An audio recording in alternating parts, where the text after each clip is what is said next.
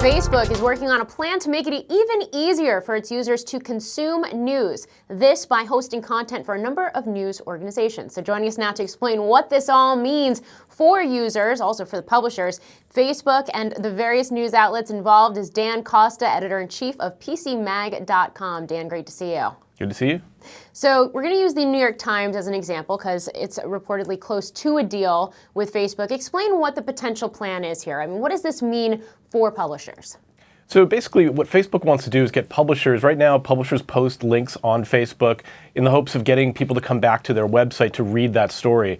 Facebook is saying, that takes too long, especially in a mobile environment. Why don't you just host your entire story on Facebook itself, and that way more people will read your story. So it's actually it could improve the reader experience. It's definitely good for Facebook. For publishers, I think the case is a little bit more complicated.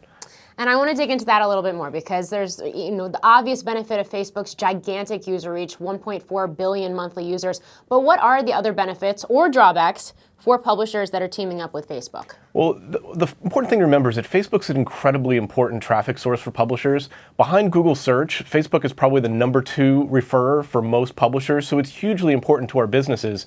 So you have to do business with them, you have to work with them in some way.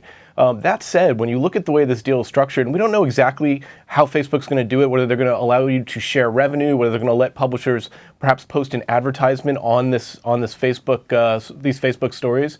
But it seems like they're going to be giving up monetization options in terms of advertising dollars and also in terms of the data that publishers can collect on their readers. I know you mentioned that there's still a lot of details that are kind of up in the air here, but what you also told me before we started taping was that we've actually seen this type of situation before. Yeah, this is very much a hub play. Back in the early days of the internet, you had these giant portals, AOL, Yahoo, and they wanted you to get users to stay on their services as much as possible. Facebook is doing the same thing with its Facebook feed. It wants you to spend all day on your Facebook feed and really increase the value of that feed. And publishers are going to be tempted to do it because we really need access to that audience. And let's get into a little bit more about what can make this situation different. So we got the New York Times. It's just one publisher that's actively trying to maximize its ad revenue. It's investing in content marketing startup Kiwi. How could Kiwi drive users from Facebook's site to the Times' own website? Now, how does that play into the equation here? So the same way you've got SEO experts that help you maximize the search traffic that you're going to get, there are a rising tide of these Facebook optimizers. These are companies that will look at trending stories and be able to tell publishers, this story is trending, you should put this out and share it now. They'll also drive traffic by simply buying advertisements across the web to sort of game the system and make money on the arbitrage. So there's, everybody is using Facebook to drive traffic to their sites. The thing is, there's only two ways to do it. You can either pay Facebook directly to promote your posts in order to reach your audience, or you can pay somebody like Kiwi to help you optimize and drive traffic that way.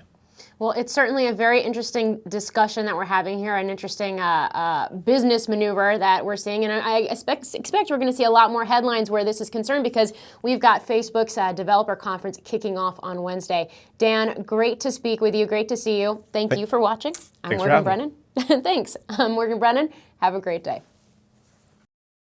Hey YouTube fans, I'm Landon Dowdy from CNBC. Thank you so much for checking out our channel. You can subscribe by clicking right here to check out the latest Mad Money CEO interviews, market news, financial advice, and product unboxing. Enjoy!